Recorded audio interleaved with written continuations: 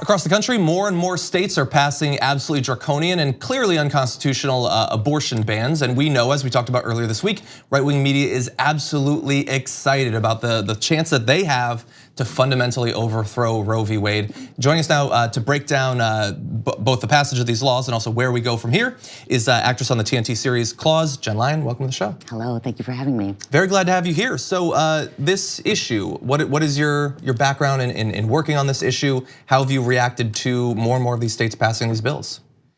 I mean, I've reacted with tears and rage and like all the things that are, I think, normal in this situation.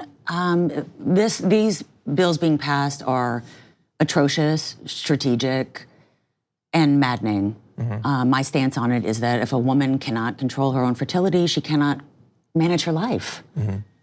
And we are not incubators. This is, I mean, it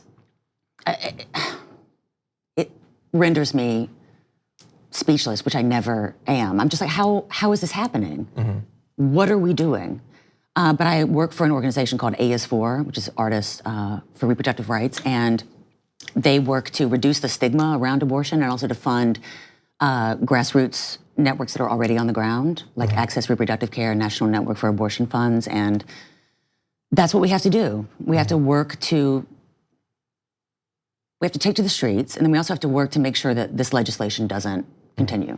You know, so you mentioned the stigma, and it's really interesting. It seems like we're moving in two directions at the same time where I was covering the Beto O'Rourke town hall a couple days ago, and he's not a candidate that I support, but he was very openly saying we need to change the law to make it easier to access. Everyone should have access to them, and I can't really imagine 20 years ago a presidential candidate saying something like that. It would be considered controversial. Yes. But at the same time, on the right, they're passing bills that anti-abortion extremists thought was too extreme a couple of years ago.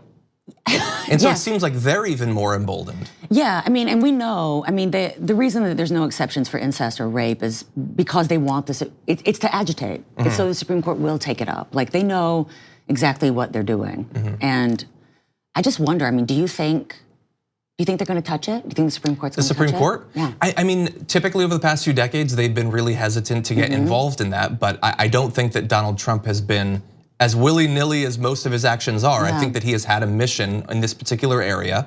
And I think that the people who've been putting together those lists of justices for him to consider, I think that they've done it very deliberately to get this result. It's sweet, man. And it seems unthinkable that after more than half a century, we would be relitigating this, but it's not unthinkable that it could be overturned. And so I wonder, from your point of view, having worked in this area, what's the best case scenario? A year from now, 10 years from now, what are we pushing for? Well, we have to keep RBG alive at any cost. That's important for us. The best case scenario is that the Supreme Court takes it up and they rely on precedent, which is what Casey versus Planned Parenthood did. I mean, it weakened the state laws, but it upheld Roe versus Wade as precedent. It's shaky though, because it's built on privacy and not on women's rights. So the best case scenario is that they take it up and they establish the same precedent that these are about equal rights.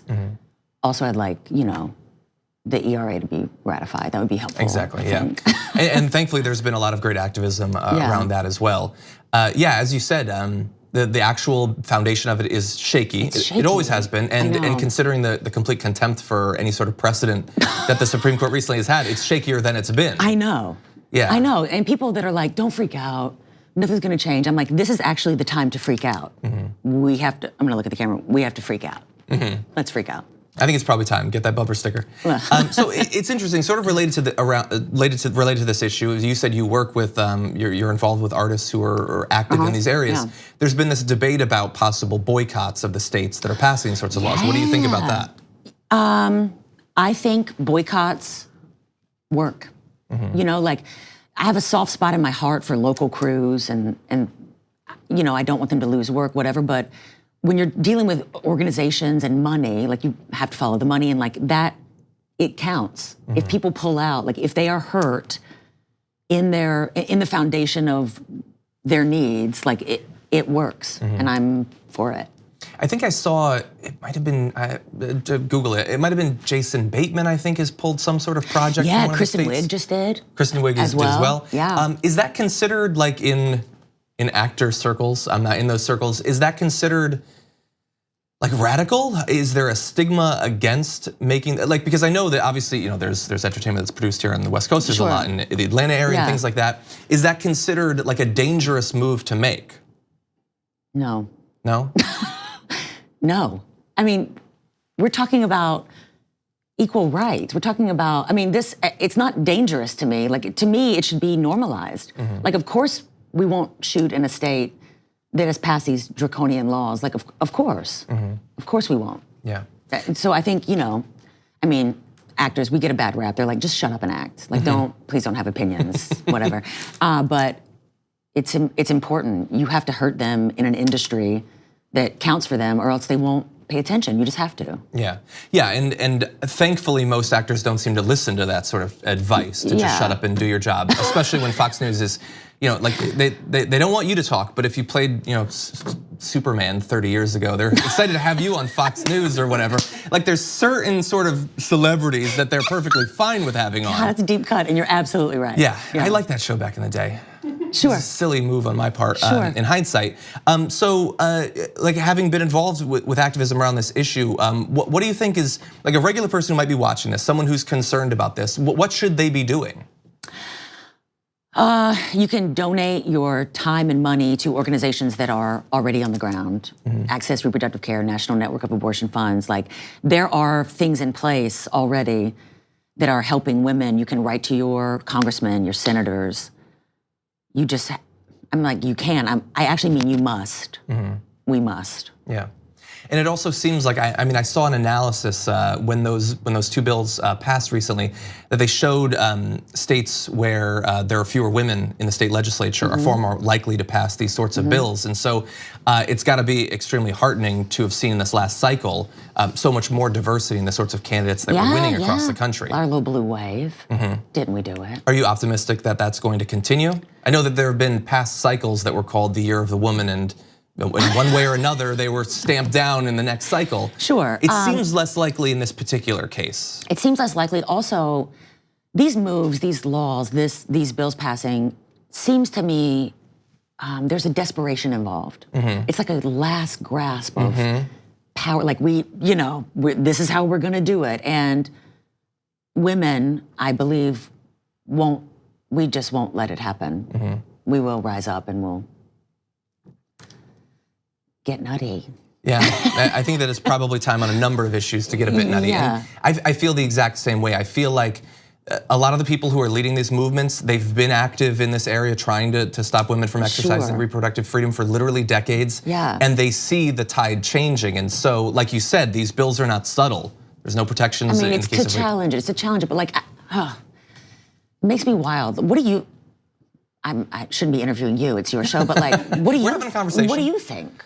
I think that on our side, we have never prioritized the Supreme Court in the way that we do. I think that on the right, they are so focused on that. They love having senators and congressmen.